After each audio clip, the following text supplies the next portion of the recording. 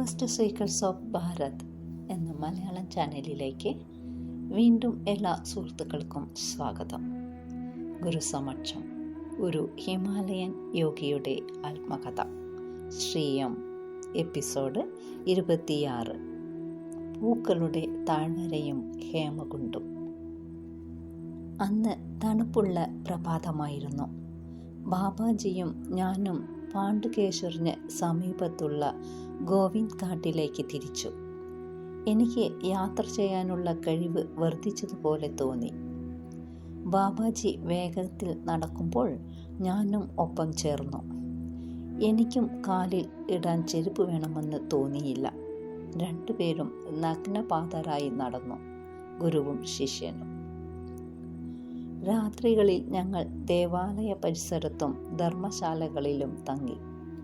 3 ദിവസം കൊണ്ട് ഞങ്ങൾ ഗോവിന്ദ് ഘാട്ടിലെത്തി. അന്ന് രാത്രിയിൽ ഞങ്ങൾ തങ്ങിയത് ഗോവിന്ദ് ഘാട്ടിലെ ഗുരുദ്വാരയിലായിരുന്നു. യാത്രക്കാർക്ക് ഒരു വലിയ സേവനമാണ് ഗുരുദ്വാരയിൽ നിന്നും ലഭിച്ചിരുന്നത്.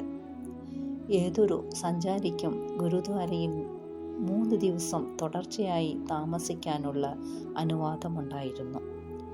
ആവശ്യമുള്ളവർക്ക് ഭക്ഷണവും കമ്പിളി വസ്ത്രവും സൗജന്യമായി ലഭിച്ചിരുന്നു.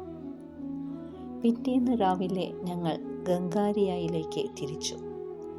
14 കിലോമീറ്റർ ദൂരെയാണ് ആ സ്ഥലം. ലക്ഷ്മൺ ഗംഗയ്ക്ക് സമീപത്തു കൂടി വേണം പോകേണ്ടത്. കിഴക്കാംതൂക്കായ സ്ഥലത്തുകൂടി കയറി വേണം പോകേണ്ടിയിരുന്നത്. ഞങ്ങൾ കടന്നു പോകുന്ന വഴിയിലായിരുന്നു ബ്യാന്തർ ഗ്രാമം. ഗ്രാമം പിന്നീട് ഇറക്കമായിരുന്നു. നദീതീരത്തുകൂടി മുന്നോട്ടു പോകാൻ കഴിയുമായിരുന്നു. പ്രകൃതി സൗന്ദര്യം നിശബ്ദം നുകരുകയായിരുന്നു ബാബാജി. ഏറെ നേരം ഞങ്ങൾ പരസ്പരം ഉരിയാടിയില്ല. വാക്കുകൾ അപ്പോൾ പ്രസക്തമല്ലായിരുന്നു. അത് ആനന്ദത്തിൻ്റെ നിശബ്ദ വേളയായിരുന്നു. എവിടെ നോക്കിയാലും മനോഹരമായ പൂക്കൾ കാണാമായിരുന്നു. ഒരു സസ്യശാസ്ത്രജ്ഞനെ പോലെ അദ്ദേഹം ചെടികളെപ്പറ്റിയും പൂക്കളെപ്പറ്റിയും സംസാരിക്കാൻ തുടങ്ങി. അദ്ദേഹം പറഞ്ഞു, ഇത് കോബ്ര ലിലി പൂവാണ്. ഇത് സൂര്യകാന്തി പൂ പോലെയുള്ള ഇമേല എന്ന പൂവാണ്. അവസാനമായി ഒരു കയറ്റം കൂടി കയറിയതിനു ശേഷം ഞങ്ങൾ ഗംഗാരിയയിലെത്തി. ലക്ഷ്മൺ ഗംഗയിലെ ചെറിയ പാലം കടന്ന് അക്കരെ കയറി. സമുദ്രനിരപ്പിൽ നിന്നും 15,000 അടി ഉയരത്തിൽ സ്ഥിതി ചെയ്യുന്ന ഹേമകുണ്ട് തടാകത്തിൽ നിന്നാണ് ലക്ഷ്മൺ ഗംഗ ഉത്ഭവിക്കുന്നത്. അതിൻ്റെ ഇടതുവശത്തുള്ള പാതയിലൂടെ സഞ്ചരിച്ച് പൂക്കളുടെ താഴ്വര എന്നറിയപ്പെടുന്ന സ്ഥലത്തെത്തിച്ചേരാവുന്നതാണ്. കുറച്ചുകൂടി മുന്നോട്ട് യാത്ര ചെയ്തു കഴിഞ്ഞാൽ പുഷ്പവതി നദിയിലെ ഇരുമ്പ് പാലം കാണാൻ കഴിയും. ഇവിടെ വച്ചാണ് ഈ നദി വേഗത്തിൽ ഒച്ചയോടുകൂടി ലക്ഷ്മൺ ഗംഗയിൽ ചേരുന്നത്. ഒരിനം നീല നിറമുള്ള ഉമ്മത്തിൻ ചെടികൾ ബാബാജി കാണിച്ചു തന്നു. ഞങ്ങൾ പാലം കടന്നു. ഇടുങ്ങിയ പാതയിലൂടെ മുകളിലോട്ട് കയറി ഒരു ഹിമാനിയുടെ ഭഗ്നാവിഷ്ടത്തിലെത്തി. ഹിമാനിയെ പിന്നിട്ടുകൊണ്ട് മുൻപോട്ട് പോയി. ഏകദേശം 3 കിലോമീറ്റർ സഞ്ചരിച്ചപ്പോൾ തടി കൊണ്ടുള്ള ഒരു പാലം കടന്ന് താഴ്വരയിലെത്തി. അതിൻ്റെ സൗന്ദര്യം എന്നെ വല്ലാതെ മോഹിപ്പിച്ചു. താഴ്വരയുടെ വശ്യമനോഹാരിത അവശേഷിപ്പിക്കുന്ന തരത്തിലുള്ളതായിരുന്നു. വിവിധ ഇനം പൂക്കളുടെ തകിടുകൾ അവിടെ കാണാൻ കഴിഞ്ഞിരുന്നു. ഏതോ ദിവ്യമായ ശക്തി പല ഇനം പൂക്കളെ പല തകിടുകളിലായി ചിട്ടയോടെ അണിയിച്ചൊരുക്കി വെച്ചിരിക്കുന്നത് പോലെ അനുഭവപ്പെട്ടു. താഴ്വരയെപ്പറ്റിയും പൂക്കളെപ്പറ്റിയും ബാബാജിയുടെ അസാമാന്യമായ അറിവ് ആരെയും അത്ഭുതപ്പെടുത്തുന്നതായിരുന്നു. അദ്ദേഹം ഓരോ പൂവിൻ്റെയും പേരെടുത്ത് പറഞ്ഞുകൊണ്ടിരുന്നു. ഈ കാണുന്നത് ഹിമാലയൻ ബോൾസമാണ്. അതാ കാണുന്നത് ഹിമാലയൻ ഹോപ്പ്വീഡാണ്. ആ വെളുത്തു പൂക്കൾ നോക്കൂ, എഡൽവൈസ് പൂക്കളാണ്. ആൽപ്സ് പർവ്വതത്തിൻ്റെ പ്രതീകമായി കരുതപ്പെടുന്ന പൂവാണ്. വിചിത്ര നാമങ്ങളായിരുന്നു ചില പൂക്കളുടേത്. Trailing blue flowers, forget me nots, blue poppies, blue geraniums, asters, ഇങ്ങനെ അദ്ദേഹം പല പൂക്കളെയും പരിചയപ്പെടുത്തി. ഈ മറഞ്ഞിരിക്കുന്ന സ്വർഗം ആളുകൾ എങ്ങനെ കണ്ടുപിടിച്ചു? ഞാൻ ബാബാജിയോട് ആരാഞ്ഞു. തദ്ദേശവാസികൾക്കും യോഗിമാർക്കും ഈ സ്ഥലം പരിചിതമായിരുന്നു. ഇവിടെ ഗന്ധർവന്മാരും അപ്സരസുകളും ജീവിച്ചിരുന്നുവെന്ന് ഈ സ്ഥലത്തിലുള്ളവർ വിശ്വസിക്കുന്നു. എൻ്റെ ഗുരുവായ ഗുരു ബാബാജി എന്നെയും കൂട്ടി ഇവിടെ വരുന്നതിന് അതിയായ താല്പര്യം കാണിച്ചിരുന്നു. അദ്ദേഹം എപ്പോഴും സന്ദർശിച്ചു കൊണ്ടിരുന്ന ഒരു ചെറിയ ഗുഹ ഇവിടെയുണ്ട്. നമുക്ക് പോയി കണ്ണു തുറന്നു വെച്ചുകൊണ്ട് ധ്യാനിക്കാം. പ്രകൃതി ഒരുക്കിയിരിക്കുന്ന ദൃശ്യങ്ങളൊക്കെ ദൈവീകമാണ്. നാം ഉള്ളിൽ തിരയുന്ന ദൈവീകതയെ നമുക്ക് ഇവിടെ കൺമുന്നിൽ കാണാൻ കഴിയും. നീ ഈ സ്ഥലം ആര് കണ്ടുപിടിച്ചു എന്ന് ചോദിച്ചുവല്ലോ. ഇത്രയും മനോഹരമായ സ്ഥലം ഉണ്ടെന്ന് ബാഹ്യലോകം അറിയുന്നത് പർവ്വതാരോഹകനും സസ്യശാസ്ത്രജ്ഞനുമായ ഫ്രാങ്ക് സ്മിത്ത് 1931 ഈ താഴ്വര സന്ദർശിച്ചതോടെയാണ്. ഇവിടുത്തെ പ്രകൃതി സൗന്ദര്യം അദ്ദേഹത്തെ അതിശയിപ്പിച്ചു. അദ്ദേഹം ഈ താഴ്വരയ്ക്ക് പൂക്കളുടെ താഴ്വര എന്ന പേര് നൽകുകയും ചെയ്തു. നമുക്കിപ്പോൾ ഗുഹയിലേക്ക് പോകാം. സമൃദ്ധമായി കാണപ്പെട്ട വെള്ളപ്പൂക്കളിലൂടെ നടുവിലൂടെ നടന്ന് ഞങ്ങൾ ഒരു ചെറിയ ഗുഹയുടെ സമീപമെത്തി. ഒരു വലിയ ശില ഗുഹയെ മറച്ചിരുന്നു. ബാബാജി പറഞ്ഞു, ഞാനും എൻ്റെ ഗുരുവും ഇവിടെ വന്നിരുന്ന് ധ്യാനിച്ചിട്ടുണ്ട്. ഇപ്പോൾ നാം രണ്ടുപേരും ഇവിടെ ഇരുന്ന് ധ്യാനിക്കും. പ്രകൃതി കനിഞ്ഞ ആ സ്ഥലത്തിലിരുന്ന് ഞാൻ ധ്യാനത്തിൽ മുഴുകി. നിറങ്ങളുടെ വൈവിധ്യവും മാദകമായ സുഗന്ധവും ഞങ്ങളെ തഴുകി. ബാബാജി നിശബ്ദതയിലാണ്ടു. അല്പസമയം കഴിഞ്ഞ് ഞാൻ മൗനം ഭഞ്ജിച്ചു. എനിക്കിപ്പോഴാണ് ഈശാവാസ്യോപനിഷത്തിലെ ഈശാവാസ്യം ഇദം സർവം എന്നതിൻ്റെ പൊരുൾ മനസ്സിലായത്. ദീർഘകാലമായി ഞാൻ മനസ്സിലാക്കിയിരുന്നത് ഇങ്ങനെയായിരുന്നു: എല്ലാത്തിലും ഈശ്വരൻ ഒളിഞ്ഞിരിക്കുന്നു. എന്നാൽ ഇപ്പോൾ എനിക്ക് ഒരു കാര്യം ബോധ്യമായി. നാം കാണുന്നതും സ്പർശിക്കുന്നതും ഗന്ധം ആസ്വദിക്കുന്നതും രുചിച്ച് നോക്കുന്നതും ഒന്നും ഈശ്വരനിൽ നിന്ന് വിഭിന്നമല്ല. അതിനാൽ നാം ഒരിടത്തും ഈശ്വരനെ തേടേണ്ടതില്ല. കൊള്ളാം എന്ന് പറഞ്ഞിട്ട് ബാബാജി തുടർന്നു. ഇപ്പോൾ നിന്റെ ബുദ്ധിക്ക് തെളിച്ചം കിട്ടി തുടങ്ങിയിരിക്കുന്നു. ആദ്യം നമുക്ക് മാർഗരറ്റ് ലഖയുടെ സ്മാരകം കാണാൻ പോകാം. അതിനുശേഷം നമുക്ക് ഗംഗേരിയയിലേക്ക് പോകാം. ഞങ്ങൾ എണീറ്റ് കുറേ ദൂരം നടന്നു.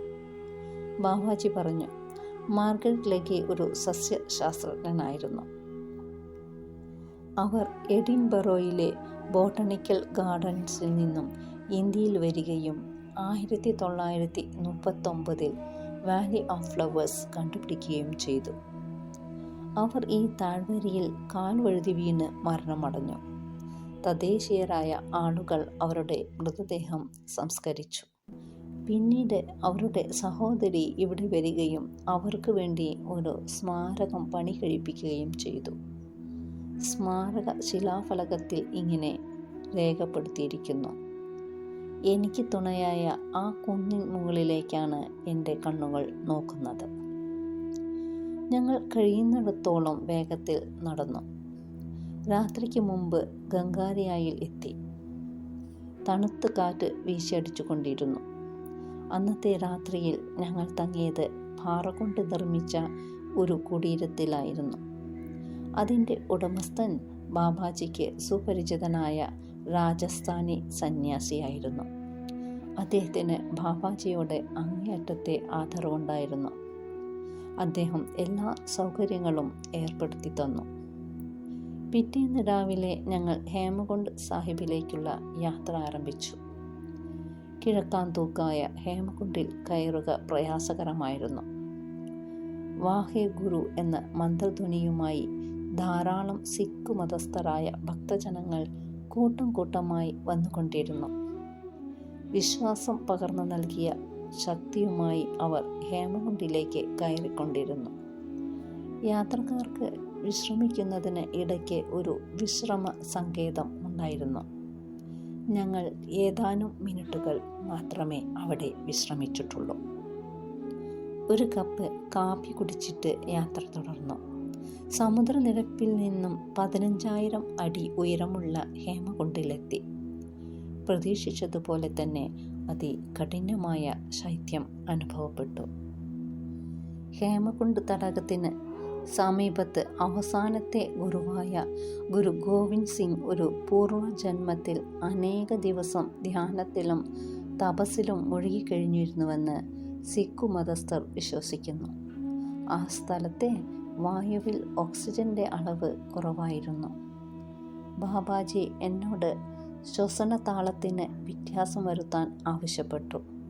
എനിക്ക് അനുഭവപ്പെട്ടിരുന്ന തലവേദനയ്ക്ക് പെട്ടെന്ന് ശമനം കിട്ടി. ഹേമകുണ്ട് എന്ന വാക്കിൻ്റെ അർത്ഥം മഞ്ഞു തടാകം എന്നാണ്. ഈ തടാകം മനോഹരമായ ഒരു കാഴ്ചയാണ്. അതിലെ ജലം പരിശുദ്ധമാണ്. അതിൻ്റെ പകുതി ഭാഗം ഉപരിതലം കട്ടിപ്പിടിച്ചിരിക്കുന്നു. ചുറ്റും കാണപ്പെട്ട എല്ലാ കൊടുമുടികളും മഞ്ഞ് കൊണ്ട് മൂടപ്പെട്ടിരുന്നു.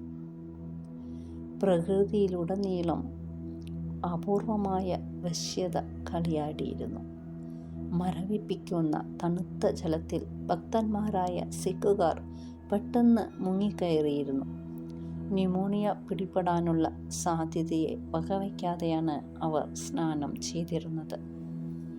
ഞങ്ങൾ ഗുരുദ്വാരയിൽ പോയി ചൂടുള്ള കിച്ചടിയും ചപ്പാത്തിയും കഴിച്ചു. ഗാഥ പ്രസാദ് എന്ന് പറയുന്ന മധുരവും കഴിച്ചു. പുതയ്ക്കാനുള്ള കമ്പിളിയും ലഭിച്ചു. നന്നെ ക്ഷീണിച്ചിരുന്നതുകൊണ്ട് ഞാൻ നേരത്തെ ഉറങ്ങി. അടുത്ത ദിവസം രാവിലെ ഞങ്ങൾ ലക്ഷ്മണ ക്ഷേത്രത്തിന് ദർശനത്തിന് പോയി. അങ്ങനെ ഒരു ക്ഷേത്രം ഉണ്ടെന്നുള്ള കാര്യം പലർക്കും അറിഞ്ഞുകൂടായിരുന്നു. ക്ഷേത്രത്തിൽ ചെന്നപ്പോൾ ഞങ്ങൾ മാത്രമേ അവിടെ ഉണ്ടായിരുന്നുള്ളൂ. വളരെ കഷ്ടപ്പെട്ട് യാത്ര ചെയ്താണ് ഞങ്ങൾ ക്ഷേത്രത്തിൽ എത്തിച്ചേർന്നത്. തീക്ഷ്ണമായ ശൈത്യം അനുഭവപ്പെട്ടു. ശില കൊണ്ട് നിർമ്മിച്ച ക്ഷേത്രം ജീർണിച്ച അവസ്ഥയിലായിരുന്നു. ഭക്തജനങ്ങളെ കൊള്ളയടിക്കാനുള്ള പുരോഹിതനും ദേവാലയത്തിൽ ഇല്ലായിരുന്നു. ഏതോ ഒരാൾ ലക്ഷ്മണൻ എന്ന സങ്കല്പത്തിൽ പ്രതിഷ്ഠയുടെ സ്ഥാനത്ത് ഒരാളിൻ്റെ രൂപം കൊണ്ടുവച്ചിരിക്കുന്നു. ദേവാലയത്തിലെ ഗർഭഗൃഹത്തിൽ അത് ചുമരിനോട് ചേർത്ത് ചാരി വച്ചിരിക്കുന്നു. അതിനെ ആരും കഴുകി വൃത്തിയാക്കാറുമില്ല. ഞാനും എൻ്റെ ഗുരുവും ഒരു രാത്രി മുഴുവൻ ഇവിടെ തങ്ങിയിരുന്നു എന്ന് പറഞ്ഞിട്ട് ബാബാജി തുടർന്നു. പാർവതങ്ങളിൽ നിന്ന് വരുന്ന അത്ഭുതകരമായ പ്രകാശം തടാകത്തിലേക്ക് പതിക്കുന്നത് നോക്കൂ.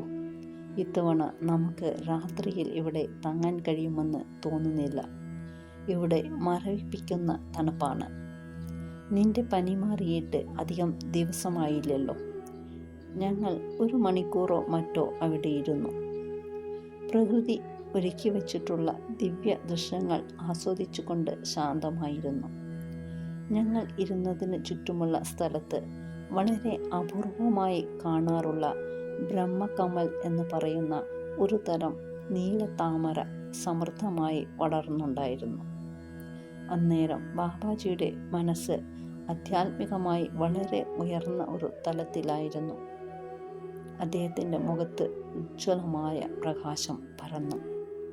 ശാന്തി കളിയാടി. പെട്ടെന്ന് അദ്ദേഹം പറഞ്ഞു, നമുക്ക് പോകാം. ഞങ്ങൾ ഗുരുദ്വാരയിലേക്ക് മടങ്ങി. ചൂട് ചപ്പാത്തിയും ദാണും വിതരണം ചെയ്യുന്ന കൃത്യസമയത്താണ് ഞങ്ങൾ അവിടെ എത്തിയത്. ഭക്ഷണം കഴിച്ചതിന് ശേഷം ഞങ്ങൾ ഗംഗാരിയയിലേക്ക് ഇറങ്ങാൻ തുടങ്ങി. സന്ധ്യയ്ക്ക് ഞങ്ങൾ ഗംഗാരിയയിലെത്തി. അന്നത്തെ രാത്രി ജൂന അഖണ്ഡ സമ്പ്രദായത്തിലെ രാജസ്ഥാനി സന്യാസിയുടെ കുടീരത്തിൽ തങ്ങി. ബാബാജി രാത്രിയിൽ കുറച്ചു സമയം നടക്കാനിറങ്ങി. കുടീരത്തിൽ ഞാനും സന്യാസിയും മാത്രമാണ് ഉണ്ടായിരുന്നത്. രണ്ടുപേരും ധൂനിക്ക് മുന്നിൽ ഇരിക്കുകയായിരുന്നു. സന്യാസി തൻ്റെ പുകക്കുഴലിൽ പുകയിലയും കഞ്ചാവും നിറച്ചു. എന്നിട്ട് കത്തിച്ചുകൊണ്ട് ചോദിച്ചു, നിങ്ങൾ വിശുദ്ധമായ പുകവലിക്കുന്നോ? ഞാൻ വേണ്ട എന്ന് പറഞ്ഞപ്പോൾ അദ്ദേഹം പറഞ്ഞു, നിങ്ങളുടെ ബാബാജിയും ഇതുതന്നെയാണ് പറഞ്ഞത്. അദ്ദേഹം തുടർന്നു, നിങ്ങളുടെ സമ്പ്രദായം രാജയോഗമാണ്. ആന്തരികമായ പരമസത്തയിൽ ശ്രദ്ധ ഊന്നുന്നതിന് നിങ്ങൾക്കൊക്കെ ഇതിൻ്റെ ഒന്നും ആവശ്യമില്ലായിരിക്കാം. ബാബാജിയെപ്പോലെ ഒരു ഗുരുവിനെ കിട്ടിയ നിങ്ങൾ ഭാഗ്യവാനാണ്. ബാബാജി വളരെ പുരോഗമിച്ച ഒരു യോഗിയാണ്. അദ്ദേഹം അങ്ങനെയൊന്നും ആരെയും ശിഷ്യനാക്കുകയില്ല. ആത്മാർത്ഥതയുള്ള അന്വേഷകർ എന്ന് കരുതിയവരെ പോലും അദ്ദേഹം ശിഷ്യന്മാരായി സ്വീകരിച്ചില്ല. ഒരുപക്ഷെ നിങ്ങൾ തമ്മിൽ പൂർവജന്മ ബന്ധങ്ങൾ വല്ലതും കാണും. നിങ്ങളിലേക്ക് സ്നേഹവാത്സല്യത്തോടെ നോക്കുന്നത് ഞാൻ ശ്രദ്ധിച്ചിട്ടുണ്ട്. നിങ്ങളെ സ്വന്തം കുഞ്ഞിനെ എന്ന പോലെയാണ് കരുതുന്നത്. എനിക്കും ശരിക്കും ആശ്ചര്യം തോന്നുന്നു. പുകയിൽ നിന്ന് മാറിയിരുന്നു കൊണ്ട് ഞാൻ ധ്യാനിക്കാൻ തുടങ്ങി. ഞാൻ അഗാധമായ ധ്യാനത്തിൽ മുഴുകി. മനസ്സിൽ ഉണ്ടായിരുന്ന പല സംശയങ്ങൾക്കും എനിക്ക് ഉത്തരം കിട്ടി. സന്യാസി തന്ന കമ്പിളിയും പുതച്ചുകൊണ്ട് ഉറങ്ങാൻ കിടന്നിട്ടും ബാബാജി മടങ്ങിയെത്തിയിരുന്നില്ല. ഞാൻ സുഖമായി ഉറങ്ങി. ഇതോടെ ഈ എപ്പിസോഡ് അവസാനിച്ചു. വീണ്ടും അടുത്ത ആഴ്ച കാണാം. നന്ദി, നമസ്കാരം, ഹരി ഓം.